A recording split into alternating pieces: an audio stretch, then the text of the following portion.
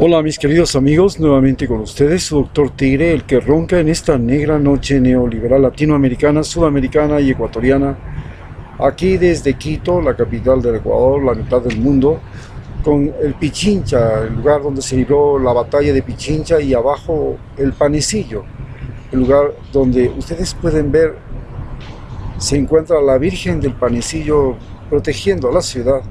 Hoy hablaremos del impacto que existe, o la relación que existe entre la política, la religión y el poder en este momento de pandemia. En términos generales, para empezar, empezaremos a través de un poema que he escrito y que sirve para recordar precisamente lo que está pasando. Este día nos vamos a reunir los odiados enemigos, los ladrones a carta cabal, asesinos de la paz, pensando que con la misa Dios nos va a perdonar y el mundo se va a olvidar de toda nuestra cobardía. Lágrimas y promesas las vamos a recordar, las mentiras, los engaños, ese mañoso proceder para poder obtener aquello que ahora mostramos como premio, como virtud, cuando fue la ingratitud, la voz de la realidad. Cuando la abuela murió por la golpiza en la hacienda y su buen hijo la siguió, tras ser su sombra y cobijo por 70 años sin pausa, nunca vimos ni supimos cuál fue razón y la causa, por qué la torturaron, solo que la mataron y brilló la impunidad. Cuando el padre era velado y algunos no aparecieron y rápido recorrieron los bancos, las oficinas para quitar a sus hermanos cuanto a su alcance podían y luego mostrar las manos, como si nada pasó. El odio y la codicia era el latido constante, fue la forma de callar, fue la forma de atreverse cada día a algo más, y en ese estúpido robar, entre iras y venganzas, llegó la violenta muerte para hacernos recordar cuántas mentiras vivimos, cuántas cosas poseemos, y por ellas ya no vemos nuestro torpe caminar.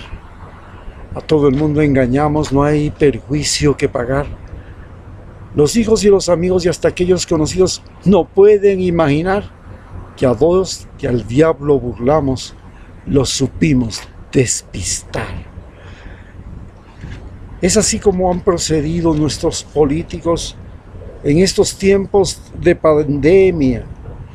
Y hemos podido darnos cuenta que, por ejemplo, en la política, lo más importante son los individuos, los votantes, las personas. Pero tenemos que aprender a reconocer entre los políticos sinceros y los políticos mentirosos. Pareciera que eso en Ecuador es imposible. A tal punto que cuando mis hijas oyen que yo estoy haciendo política, piensan que estoy haciendo algo malo. En los políticos lo que buscamos es la coherencia. Pueden ser individuos como Donald Trump, que pueden decir lo que van a hacer y eso les complace a unos, pero los aterra a otros. Pero pueden ser otros que dicen una cosa y hacen todo lo contrario, que es lo que pasó en Ecuador. Lenín Moreno propuso un plan de gobierno, dijo que continuaría la obra de la Revolución Ciudadana, la gente votó, más de 4 millones de un total de 8, y al final se dio la vuelta, mintió, engañó y convirtió al engaño, a la traición, a esas formas de hacer política en una mentira, pero hablaba y se llenaba la boca de honestidad. Porque en la política, aparentemente, a más de la coherencia, también se busca que el individuo político y los que votan sean honestos, no solo con el mundo, sino consigo mismo. Pero detrás de la política también está la famosa economía, pues. Y la economía no es sino ese uso que tenemos de el trabajo, las actividades que hacemos, los recursos que disponemos, el uso que damos a nuestros conocimientos, a nuestras habilidades, a los recursos económicos que disponemos e inclusive las relaciones que hemos forjado a través de la vida. Entonces, en la economía, pues la ganancia, el salario, pasan a ser lo sustancial, lo básico. Pero en Ecuador, economía pasó a ser un sinónimo de negocio. Negocio pasó a ser sinónimo de negociado. Negociado pasó a ser sinónimo de usurpación. Usurpación pasó a ser sinónimo de robo. Y eso es lo que hemos visto en esta pandemia. ¿Qué es lo que estamos hablando? Que los candidatos entonces ofrecen el oro y el moro, que van a dar empleo, y hasta en Estados Unidos ofrecen algo que realmente le va a ser muy difícil, por ejemplo, a los demócratas entregar, que es devolver a Estados Unidos su supremacía.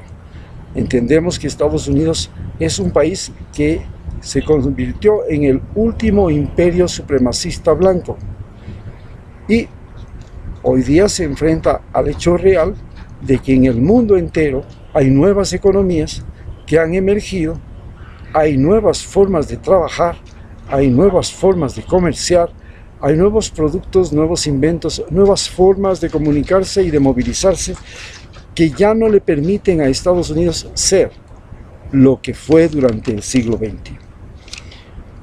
De igual manera, los países seguidores de Estados Unidos se enfrentan al hecho de que dentro de sus países la población cambió. Ya no es una población analfabeta, ya no es una población donde las mujeres podían ser maltratadas, asesinadas y no pasaba nada. Ya no es una población donde los viejos, los discapacitados viven en el olvido, en la posteridad y en el anonimato. Ha cambiado esa población, ahora es una población que tiene conocimientos, estudios y todo, pero la mayor parte, después de esta pandemia, no tiene trabajo, no tiene seguridad económica, no tiene formas de abastecimiento de manera regular y que permitan tener un seguro social, una afiliación, estar sometido a leyes de protección social. No, son trabajadores informales que están por aquí, por allá, buscándose todos los días cualquier cosita, picoteando por aquí, picoteando por allá, y me defiendo, picoteando por aquí, picoteando por allá. ¿Ve?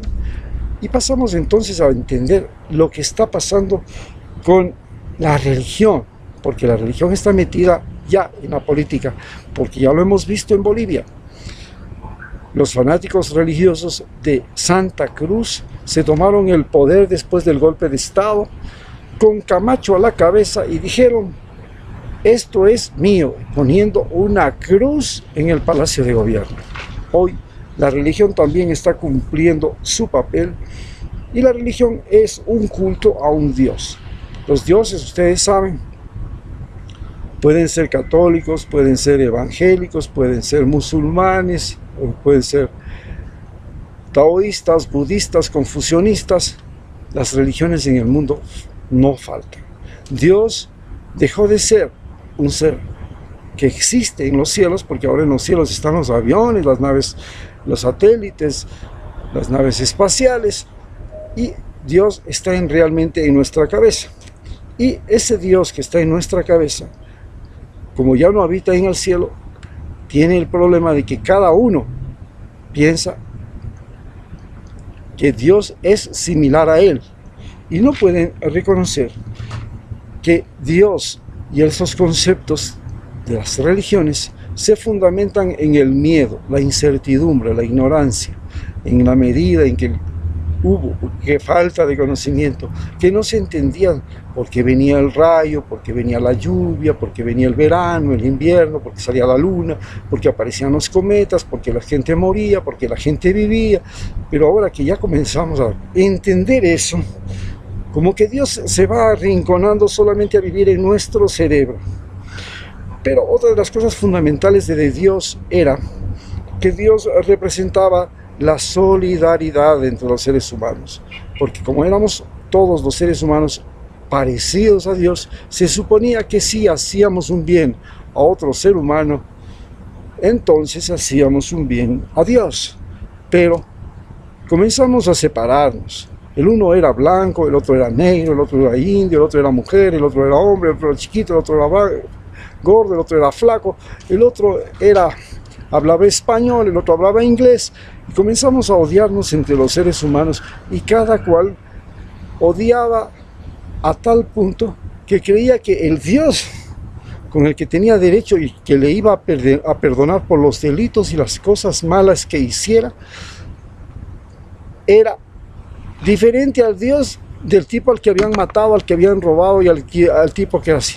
Y entonces, como era un pacto secreto entre él y su Dios, Dios le iba a perdonar, no importa que hubiese ido a robar, que hubiese ido a matar, que hubiese mentido, que hubiese engañado, que hubiese cambiado, que hubiese traicionado. Eso no importa. Dios está para perdonarme. ¿Por qué? ¿Por qué? ¿Por qué Dios está para perdonarme? Porque Dios es igualito a mí. Y entonces, si es igualito a mí, Dios me perdona todo. Ese es el concepto con el que hemos funcionado aquí en Ecuador, y es el concepto con el que han funcionado nuestros políticos, que en plena pandemia no han tenido ningún escrúpulo en ir a robar los dineros que eran para los hospitales, para las compras públicas, para las vacunas, bueno, vacunas no hay todavía, pero para los exámenes, para las pruebas, para los ataúdes, para todo. Robaban en donde podían. Ha sido tiempos de botín. Hoy se está hasta festinando un banco, el Banco del Pacífico en el Ecuador. Se está festinando todo lo que se puede, porque el poder en el Ecuador llegó a ser concebido como el permiso de Dios para hacer lo que le da la gana. Entonces, en la religión, lo más importante siempre ha sido la fe, no la conciencia. Usted puede tener mucha fe, y la fe le servirá para superar los remordimientos de conciencia. Usted vaya a garritos, trague hostias, golpeese el pecho, rece todas las noches y Diosito le va a perdonar todas sus maldades. Esto significa que nosotros vivimos en un ambiente donde la cultura se basa en la doble moral. Esta doble moral no es que es reciente, no es que nació, que vivimos y que somos, no. Imagínense ustedes que los cruzados recitaban Padre nuestro que estás en los cielos todos los días, y decía, perdónanos a los que nos ofenden, como nosotros perdonamos a los que no nos... Y no nos dejes caer en la tentación de robar, de ser más ricos. Y sin embargo, los cruzados fueron a matar y a robar sin piedad. Comenzaron robando a la misma Constantinopla, para terminar robando en Jerusalén. Se convirtieron en una horda de ladrones, y los conquistadores españoles nos llegaron con ese mismo concepto.